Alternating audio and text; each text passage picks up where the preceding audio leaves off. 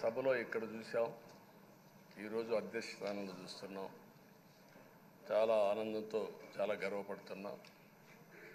అందరి ఆమోదంతో 16వ శాసనసభకు స్పీకర్గా ఏకగ్రీవంగా ఎన్నికైన మీకు నా హృదయపూర్వక అభినందనలు, శుభాకాంక్షలు. ఈరోజు ఇక్కడ చాలామంది కొత్త శాసనసభ్యులు వచ్చారు.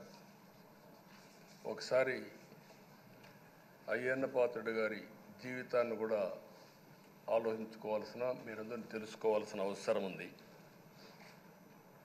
మనందరి మాదిరిగానే ఆయన కూడా ఒక హంబుల్ కుటుంబంలో 1957 సెప్టెంబర్ 4వ తారీఖున ఉత్తరాంధ్రలో నర్సీపట్నంలో జన్మించారు. తల్లిదండ్రులు చింతకాయల వరహాల దొర చెల్లాయమ్మ గారు.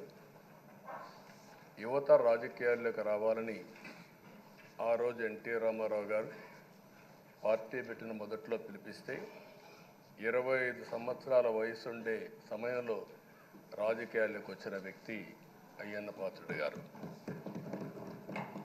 అక్కడి నుంచి 7 సార్లు ఎమ్మెల్యే అయ్యారు, ఒకసారి ఎంపీ అయ్యారు. ఎమ్మెల్యేగా, ఎంపీగా, మంత్రిగా తెలుగు రాష్ట్రాల్లో తనకంటూ ఒక ప్రత్యేకమైన ముద్ర వేయగలిగారు. ఏ పదవి ఇచ్చినా ఆ పదవికి వన్నె తీసుకొచ్చిన వ్యక్తి అయ్యన్న పాత్రుడు గారు. వారి కుటుంబం కూడా మనం ఆలోచిస్తే కొంతమంది ఫస్ట్ జనరేషన్లో రాజకీయాల్లోకి వస్తారు. అయ్యన్న పాత్రుడు గారిని చూస్తే 6 దశాబ్దాలు రాజకీయ చరిత్ర కలిగిన కుటుంబం. 1962లో అయ్యన్న పాత్రుడు గారి తాత లచ్చా పాత్రుడు గారు స్వతంత్ర పార్టీ నుంచి పోటీ చేసి గెలిచారు. స్వాతంత్ర సమరయోధుడు గౌత లచ్చన్న సమకాలికునిగా పనిచేశారు. అదే వారసత్వాన్ని కొనసాగిస్తూ అయ్యన్న పాత్రుడు గారు ఇప్పటివరకు పనిచేస్తున్నారు. 83, 85, 94, 99, 2004, 2014, 2024లో ఎమ్మెల్యేగా విజయం సాధించారు. నర్సీపట్నంలో తెలుగుదేశం పార్టీ పెట్టినప్పటి నుంచి వారే పోటీ చేస్తున్నారు. అది వారి యొక్క ప్రత్యేకత. 7 సార్లు ఎమ్మెల్యే గెలవడం, 16 సంవత్సరాలు మంత్రిగా పనిచేయడం, 1996లో అనకాపల్లి ఎంపీగా గెలుపొంది 2 సంవత్సరాలు అక్కడ పనిచేయడం, తెలుగుదేశం పార్టీ పాలిట్ బ్యూరో సభ్యుడిగా 10 ఏళ్ళు పనిచేశారు. టెక్నికల్ ఎడ్యుకేషన్, రోడ్లు, భవనాల శాఖ, అటవీ శాఖ, పంచాయతీరాజ్ శాఖ మంత్రిగా బాధ్యతలు నిర్వహించారు. 3 సార్లు R&B మినిస్టర్గా పనిచేశారు. అదేవిధంగా మనం ఒకసారి చూస్తే ఎప్పుడూ పోరాట యోధుడు, రాజీ పడని నాయకుడు, ఒక విశిష్టమైనటువంటి లక్షణాలుండే వ్యక్తి. తెలుగు రాష్ట్రాల్లో ఏ మారుమూల ఎవరిని అడిగినా అయ్యన్న పాత్రుడు గారిని గురించి చెప్తారు. 66 సంవత్సరాలు, ఇప్పుడు కూడా ఫైర్ బ్రాండే, చనిపోయే వరకు ఫైర్ బ్రాండ్గానే ఎక్కడ దాంట్లో రాజీనే లేదు. అదే మరి ఇంకొక పక్కన చూస్తే తనకంటూ ఒక ఇమేజ్. అదే సమయంలో లాయల్టీ ఫ్యాక్టరీలో కరుడు గట్టిన పసుపు యోధుడుగా పార్టీలో ఇంతవరకు ఉంటారు, ఎప్పటికీ ఉంటారు. అది ఆయన ప్రత్యేకత. నీతి, నిజాయితీ, నిబద్ధత ఇవన్నీ ఉణికిపుచ్చుకొని రాజకీయం చేశారు. 42 సంవత్సరాలు. ఇప్పుడు చాలామంది ఫస్ట్ టైం వచ్చేవాళ్ళు ఉన్నారు, కొంతమంది రెండోసారి వచ్చేవాళ్ళు ఉన్నారు. 42 సంవత్సరాలు ఒక నియోజకవర్గం అంటె పెట్టుకొని నర్చర్ చేసి 7 సార్లు గెలవడం అనేది ఒక అరుదైన అనుభవం. చాలామందికి 2-3 సార్లుగా ఫెట్టెక్కి వస్తుంది. అక్కడి నుంచి మనుషులు మారిపోతూ ఉంటాం. అలాంటి సందర్భంలో ఎప్పుడు కూడా రాజీ పడకుండా పనిచేశారు. 42 సంవత్సరాలుగా పసుపు జెండాను మోస్తూనే ఉన్నారు. పార్టీని కన్న తల్లిగా భావించే నాయకుడు, పోరాట యోధుడు ఎప్పుడు కూడా రాష్ట్రంలో అభివృద్ధి చేయడమే కాకుండా ఉత్తరాంధ్ర అభివృద్ధి కోసం, ప్రత్యేకంగా విశాఖపట్నం అభివృద్ధి కోసం ఎనలేని కృషి చేసిన నాయకుడు అయ్యన్న పాత్రుడు గారని చెప్పి కూడా నేను మీకు తెలియజేస్తున్నాను. ఇంకొక పక్కన ఉత్తరాంధ్ర సుజల స్రవంతి విశాఖపట్నం, విజయనగరం, శ్రీకాకుళం నీళ్లు కావాలి, గోదావరి నీళ్లు రావాలి, ఆ ప్రాంతం కూడా బాగుపడాలి, మా కరువు ప్రాంతానికి నీళ్లు కావాలని వెనకబడి క్యాబినెట్ మినిస్టర్గా దాన్ని శాంక్షన్ చేయించిన వ్యక్తి అయ్యన్న పాత్రుడు గారు. దానికి మనస్ఫూర్తిగా అభినందిస్తున్నాను. అందరికి కూడా కష్టాలు వస్తూ ఉంటాయి. ఆయన రాజకీయ జీవితంలో ఎప్పుడూ పడనటువంటి ఇబ్బందులు గత 5 సంవత్సరాలు పడ్డాడు. మామూలుగా కూడా కాదు, తన ఇంట్లోకి వందల మంది పోలీసులు పంపించారు, గోడలు పగలగొట్టారు, రాత్రిపూట భయంకరమైన వాతావరణాన్ని క్రియేట్ చేశారు. ఒక స్టేషన్లో కాదు, అనేక పోలీస్ స్టేషన్లో కేసులు పెట్టారు. రాత్రుల్లో దేశపోయి స్టేషన్ టు స్టేషన్ తిప్పారు. ఎక్కడా భయపడలా, ధైర్యంగా ఉన్నాడు. 23 కేసులు పెట్టారు. అందులో దగ్గర 10 కేసులు ఒక సిఐడిని పెట్టారు. అయితే రాజీలేని పోరాటం చేసి మనోనిబ్బరంతో ముందుకు పోయిన వ్యక్తి. కడాన మనందరం గుర్తుపెట్టుకోవాల్సింది 60 సంవత్సరాలు, 62, 63 సంవత్సరాలు ఉండే వ్యక్తి పైన అత్యాచారం కేసు కూడా పెట్టారు. ఇవన్నీ కాకుండా అంటే ఎలాంటి పాలకులు ఉన్నారు, ఎలాంటి జరుగుతాయి అనేదానికి ఒక ఉదాహరణ ఇవన్నీ జరిగాయి. అయితే ఒక్క విషయం ఉండే సభ్యులందరికీ విజ్ఞప్తి చేస్తున్నాను. ప్రతి ఒక్క నాయకుల్లో కూడా ఒక స్ఫూర్తిదాయకమైన సంఘటనలు ఉంటాయి. అందుకే ఇన్నిసార్లు గెలుస్తారు. అలాంటి మన అయ్యన్న పాత్రుడు గారిలో ఉండే మంచి పాజిటివ్ పాయింట్స్ అన్నీ కూడా మీరు కూడా ఆలోచించుకోవాల్సిన అవసరం ఉంది. ఒక వ్యక్తి చట్టసభకు రావడం ఒక అరుదైన గౌరవం. ఇది ఒక అవకాశం. కొన్ని లక్షల మందిలో ఆ అవకాశం మనకు వస్తుంది. ఆ అవకాశంతోనే మనం అందరం ఇక్కడికి వచ్చాం. అయితే మనం అందరం గుర్తుపెట్టుకోవాల్సింది, మనల్ని ఎంపిక చేసిన ప్రజలకి ఏం చేయాలి, తాత్కాలికంగా ఏం చేయాలి, ఒక టైం బౌండ్ ప్రోగ్రాంలో ఏం చేయగలుగుతాం, దీర్ఘకాలంలో ఏం చేయగలుగుతామో మనం అందరం ఆలోచించుకొని అలాంటి సమస్యల్ని పరిష్కారం చేయాల్సిన బాధ్యత మనందరి పైన ఉంది. అంతేకాకుండా ఈరోజు ఇక్కడుండే ఎమ్మెల్యేలందరినీ కోరుతున్నాం, మనందరి పైన ఒక పవిత్రమైన ఉన్నతమైన బాధ్యతని తెలుసుకొని నడవాల్సిన అవసరం ఉంది. చట్టసభల్లో సభ్యుల ప్రవర్తన, వ్యాఖ్యలు, చర్చలు, మనం ఏదో ఇక్కడ అపోజిషన్ ఉంటే అపోజిషన్కే జవాబుదారితనం, వాళ్ళ మీద మాట్లాడాలనే ఆలోచన కాకుండా మనం మాట్లాడే విషయాలు రాష్ట్రం మొత్తం ప్రజలంతా వాచ్ చేస్తూ ఉంటారు. మీ నియోజకవర్గంలో ఉండే ప్రజానీకం వాచ్ చేస్తారు, రాష్ట్రమంతా వాచ్ చేస్తారు. ఒక సభ్యుడిగా మీరు సమర్థవంతంగా పనిచేస్తే ఎక్కడ లేని గౌరవం వస్తుంది. దానికి మనందరం కృషి చేయాల్సిన అవసరం ఉంది. అయితే ఓసారి బాధేస్తుంది, గడిచిన 5 సంవత్సరాలు శాసనసభ అంటే చాలా భిన్నంగా నడిచింది. ఎంతో పవిత్రమైన శాసనసభను గత ప్రభుత్వం ఒక వికృతమైన పోకడలు, నీచ రాజకీయాలు, వ్యక్తిత్వ హననానికి ఒక వేదికగా చేశారు. ఇదే అసెంబ్లీలో దూషణలు, బూతులు, వెక్కిరింతలు, కక్ష సాధింపులు, మైకు లేకుండా పోవడం ఒకటి కాదు, చాలా సమస్యలు వచ్చాయి. అదే సమయంలో ఫస్ట్ టైం వచ్చిన ఎమ్మెల్యే బాధ్యతారాహిత్యంగా 6-7 సార్లు గెలిచిన ఎమ్మెల్యేని వెక్కిరించడం, బూతులు తిట్టడం, చాలా వల్గర్గా ప్రవర్తించే పరిస్థితికి వచ్చారు. ఆ రోజు ప్రభుత్వం యొక్క వైఫల్యాల్ని క్వశ్చన్ చేస్తే వాళ్ళపైన సభలోనే దాడి చేయడం, నీచంగా మాట్లాడడం, వాళ్ళ మనోభావాలు దెబ్బతీయడం, ఇవన్నీ చేసే పరిస్థితికి వచ్చారు. ఇక్కడుండే నాయకులు నేను చూశాను. ఆ రోజు తెలుగుదేశం పార్టీ 23 మంది గెలిచాం. జనసేన లేరు, బీజేపీ లేరు. కానీ ఆ 23 మందిని గెలిచినాక ఇదే అసెంబ్లీకి వస్తే వాళ్ళు ప్రవర్తించిన తీరు మీరు చూస్తే చాలా బాధాకరంగా ఆ రోజు పనిచేసే పరిస్థితికి వచ్చారు. ఆ రోజు ఒక్క విషయం మీరు చూస్తే నేను కూడా ఇదే హౌస్లో చాలా బాధపడిన సందర్భం రోజు ఉంది. మెంబర్స్ అందరం ఉన్నాం. నన్ను గురించి నా కుటుంబాన్ని గురించి ఇష్టానుసారంగా మాట్లాడితే కనీసం యాక్షన్ తీసుకోవడానికి నాకు మైక్ ఇవ్వమని అడిగాను. మేము నిరసన తెలియజేసి ఎడతామని మైక్ అడిగితే మైక్ ఇవ్వలేదు. ఇవ్వకుండా మీరు చూస్తే మామూలు సంఘటన కాదు.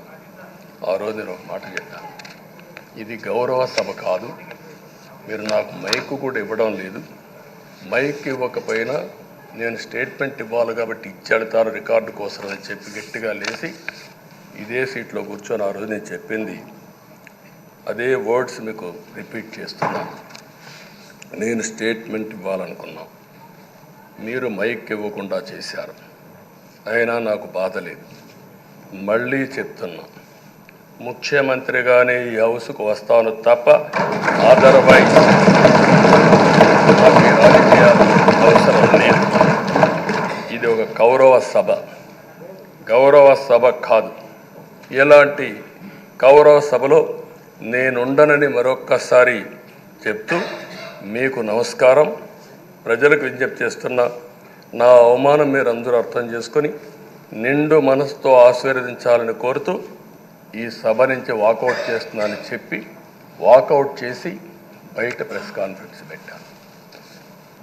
ఎందుకు ఈ విషయం చెప్తున్నానంటే నా జీవితంలో ఇది 9వసారి నేను వెళ్ళే. ఈ రాష్ట్రంలో తెలుగు జాతిలో నాకు వచ్చిన అవకాశాలు ఏ నాయకుడికి రాలేదు. 14 సంవత్సరాలు ముఖ్యమంత్రిగా పనిచేశాను. ఇప్పుడు మళ్ళీ ముఖ్యమంత్రి అయ్యాను. 15 సంవత్సరాల అపోజిషన్ పార్టీ లీడర్గా పనిచేశాను. కానీ తిరుపతిలో నా పైన దాడి జరిగింది. 24 క్లేమోర్ మైన్స్ నా మీద బ్లాస్ట్ చేశారు.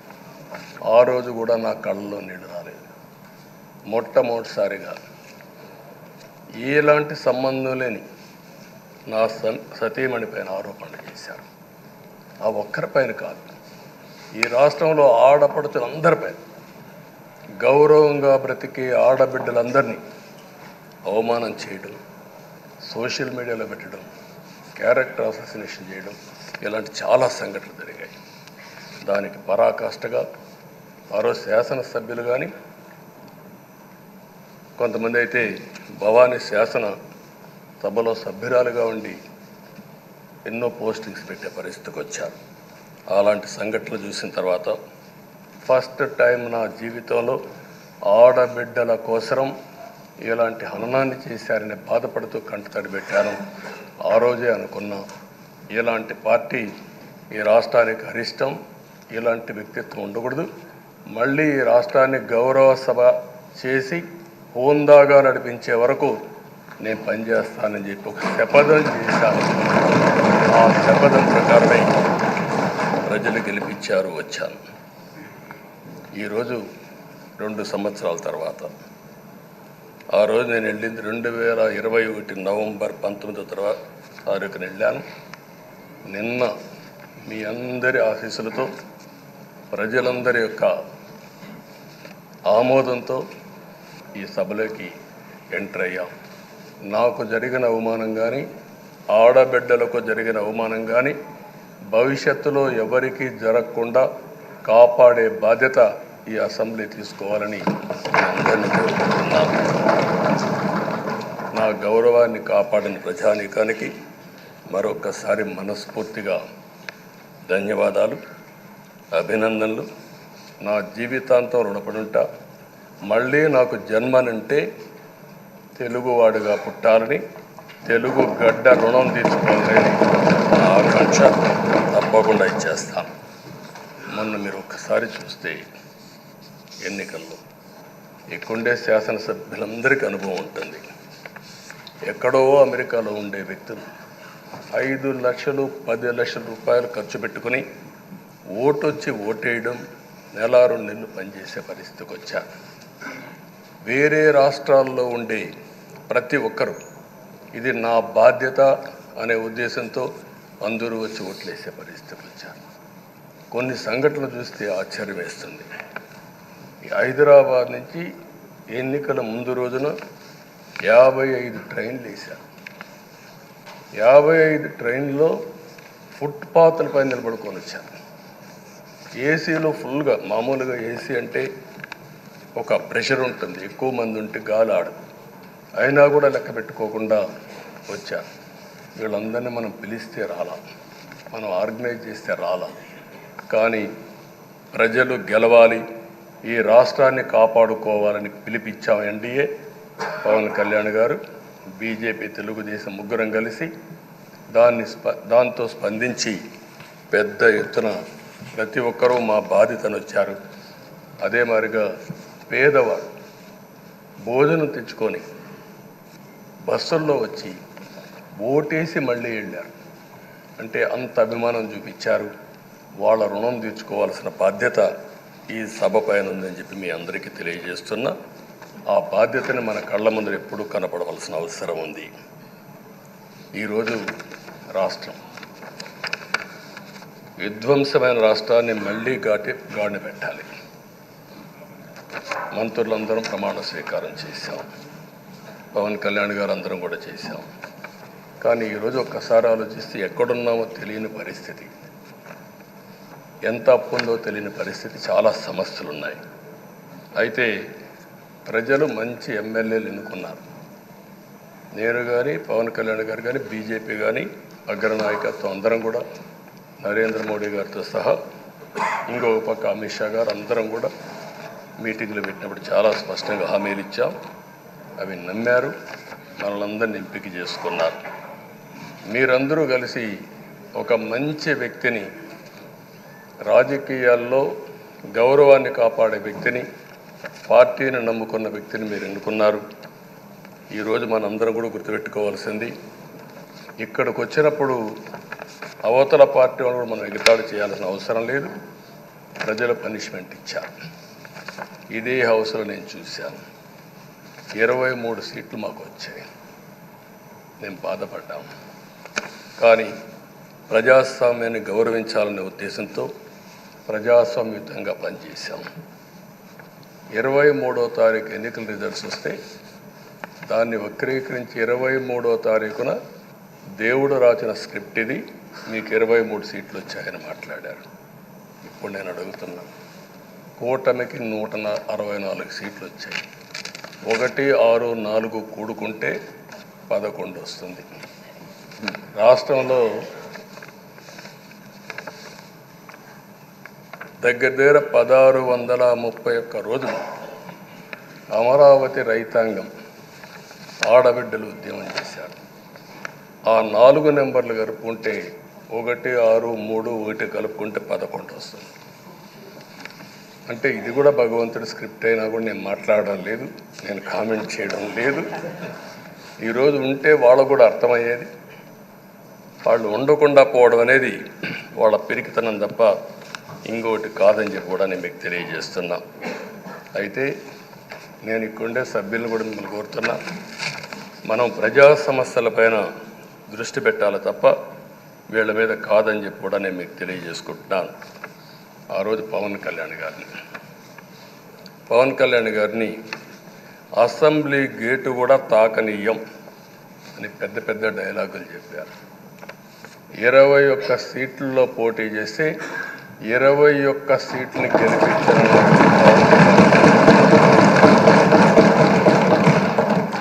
వైనాట్ 175 అని చెప్పి 11 కూడా తెచ్చుకోలేని నాయకత్వం. అంటే ఏ విధంగా మాట్లాడారు అనేదానికి ఇది ఒక ఉదాహరణ. ఆ రోజు పవన్ కళ్యాణ్ గారు చాలాసార్లు, నేను కూడా అన్నాను, బయట చాలామంది అభినందించారు.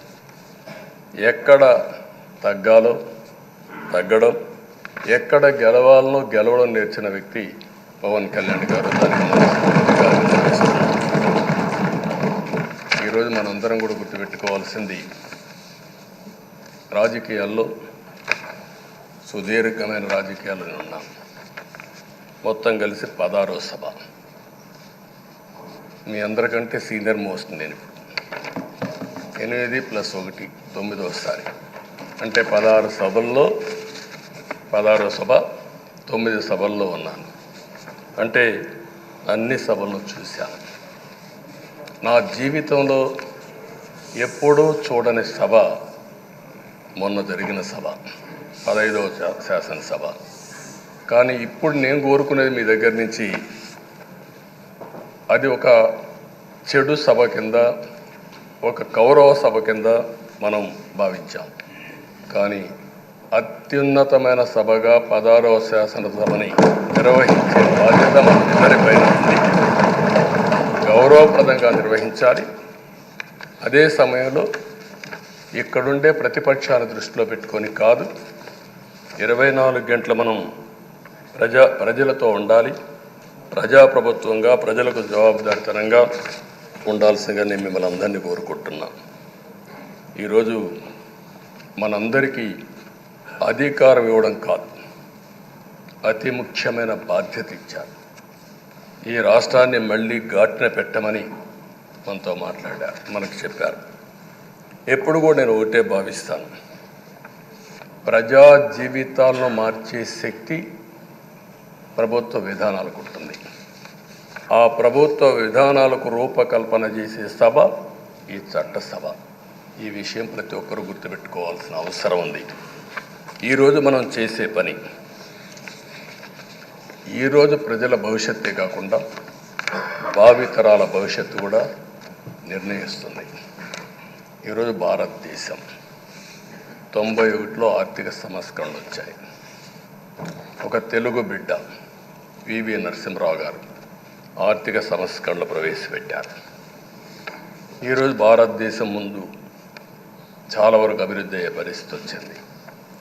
ఆయన ప్రవేశపెట్టిన ఆర్థిక సంస్కరణను నేను ఆదర్శంగా తీసుకొని ఆ రోజు ఉమ్మడి ఆంధ్రప్రదేశ్లో అనేక పాలసీలు తీసుకొచ్చాం, సంస్కరణలు తీసుకొచ్చాం.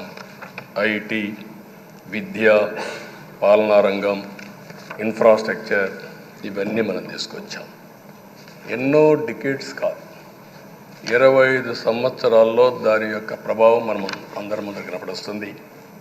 ఈరోజు హైదరాబాద్ నగరం వన్ ఆఫ్ ది బెస్ట్ సిటీగా ఉందంటే 25 ఏళ్లకు మనకు తీసుకున్న నిర్ణయాలే కారణం. ఈరోజు నేను అందరినీ ఒకటే కోరుతున్నా, మీ అందరినీ, ఈరోజు భారతదేశం 5వ అతిపెద్ద ఆర్థిక వ్యవస్థ. ఇంకొక 4-5 సంవత్సరాల్లో ఎన్డీఏ ఆధ్వర్యంలో 3వ అతిపెద్ద ఆర్థిక వ్యవస్థగా తయారవుతుంది. 2047 వికసిత్ భారత్ ఎన్డీఏ నరేంద్ర మోడీ గారి కల అయితే, వికసిత్ ఆంధ్రప్రదేశ్ మనందరి కల కావాల్సిన అవసరం ఉంది. నాకు ఏమాత్రం అనుమానం లేదు, భారతదేశం ప్రపంచంలో అగ్రస్థానానికి వెళ్తాం. నెంబర్ 1 కానీ నెంబర్ 2 కానీ ఉంటాం. అదే సమయంలో మనందరి ఆశయం, మనం చేసే చట్టాలన్నీ కూడా తెలుగువారు ప్రపంచంలోని నెంబర్ 1గా ఉండాలని, ఆంధ్రప్రదేశ్ని జీరో పావర్టీ స్టేట్గా తయారు చేసి ఆర్థిక అసమానతలు తగ్గించే విధానానికి ఈ సభ శ్రీకారం చుట్టాలని కోరుకుంటూ, దానికి అయ్యన్న పాత్రుడు గారి అధ్యక్షతన మనం ముందుకు పోవాలని చెప్పి మనస్ఫూర్తిగా కోరుకుంటున్నాను. ఇంకొక పక్క ఈరోజు మీరందరూ కూడా గుర్తుపెట్టుకోవాల్సింది, ఈ సభలో దూషణలు, వెకిలి చేష్టలు అవి కాకుండా ఉందాతనంతో ప్రతి ఒక్కరం కూడా ముందుకు పోయే విధంగా కార్యక్రమాన్ని తీసుకుపోవాల్సిందిగా నేను కోరుతున్నాను. 16 సభలు మనం చూసాం. ఈ 16 సభలు మీరు చూస్తే ఆంధ్రప్రదేశ్ శాసనసభ హేమీలు వచ్చారు. అందులో టంగుటూరి ప్రకాశం పంతులు, ఎన్జి రంగా, నీలం సంజీవరెడ్డి, బెజవాడ గోపాల్ రెడ్డి, తెన్నేటి విశ్వనాథం, గౌత లచ్చన్న, పివిజి రాజు, పుచ్చలపల్లి సుందరయ్య, అయ్యదేవర కాళేశ్వరరావు, చండ్ర పుల్లారెడ్డి, వావిలాలు గోపాలకృష్ణయ్య, మోటూరి హనుమంతరావు, గుంటూరి బాపనయ్య, కాకాని వెంకటరత్నం లాంటి ఉద్దండులందరూ వచ్చారు. వీళ్ళు కాకుండా పివి నరసింహారావు ఈ రాష్ట్రంలోనే పుట్టి కేంద్రం నుంచి ఆర్థిక సంస్కరణలు తీసుకొచ్చారు. ఇంకో పక్కన ఎన్టీ రామారావు గారు, ఒక చరిత్ర సృష్టించిన యుగ పురుషుడు ఎన్టీ రామారావు గారు. వీళ్ళందరూ మనకు ఆదర్శం కావాలని మనస్ఫూర్తిగా కోరుకుంటున్నాను. అందుకని ఈరోజు ఒక పక్కన చూస్తే చట్టసభల విలువ తెలిసిన వ్యక్తి అయ్యన్న పాత్రుడు గారు. అనేక సందర్భాల్లో ఒక్కోసారి ఆవేశాలు మెంబర్లో వచ్చాయి. అవన్నిట్లో మీరు కూడా భాగస్వాములుగా ఉన్నారు. కానీ ఈరోజు నేను కోరుకునేది మీ ఆధ్వర్యంలో రాజ్యాంగ స్ఫూర్తి నిలుస్తుందని, ప్రజాస్వామ్యాన్ని కాపాడుతారని, ఈ సభ హోందాగా నడుస్తుందని దాంట్లో నాకు ఏమాత్రం అనుమానం లేదు. ఆ నమ్మకం ఉంది. దానికి మరొక్కసారి మీ యొక్క ఆధ్వర్యంలో భగవంతుడు అన్ని విధాల మీకు ఆ శక్తినివ్వాలని, తప్పకుండా ఈ అసెంబ్లీ సెషన్స్లో ఈ 5 ఏళ్లలో రాష్ట్రానికి కొన్ని సమస్యలు ఉన్నాయి. వాటి మీద ఎక్కువ మనం ఫోకస్ పెట్టాల్సిన అవసరం ఉంది. రాజధాని కట్టుకోవాలి, పోలవరం పూర్తి చేసుకోవాలి, నదుల అనుసంధానం చేసుకోవాలి, పెట్టుబడులు రావాలి, మౌలిక సదుపాయాలు కలిగించాలి, బీసీలకు, బడుగు బలహీన వర్గాలకు న్యాయం చేయాలి. ఏది చేసినా పేదవాళ్ళ దృష్టిలో పెట్టుకొని ఈ అసెంబ్లీ చేసేటప్పుడు మీ అపారమైన అనుభవాన్ని మీరు ఉపయోగించుకొని ఈ సభను సక్రమైన దారి నడిపించేదానికి మీరు దోహదం చేయాల్సిందిగా మిమ్మల్ని అందరినీ కోరుకుంటూ, ఈరోజు మీరేసే మీ ఆధ్వర్యంలో జరిగే చర్చలు 2047కి తెలుగు జాతి ప్రపంచంలోనే నెంబర్ 1గా ఉండడానికి, ఈ రాష్ట్రంలో పేదరికం లేని సమాజాన్ని నిర్మాణం చేయడానికి, ఆర్థిక అసమానతలు తగ్గించే దిశగా మన ప్రయాణం సాగడానికి పూర్తిగా మీ ఆధ్వర్యంలో సాగాలని చెప్పి కోరుకుంటూ, మరొక్కసారి మీకు భగవంతుడు అన్ని విధాల ఆయురారోగ్యాలు ఇచ్చి ఈ సభను సుజావుగా నడిపించే కార్యక్రమానికి శ్రీకారం చుట్టాలని కోరుకుంటూ మీకు నమస్కారం.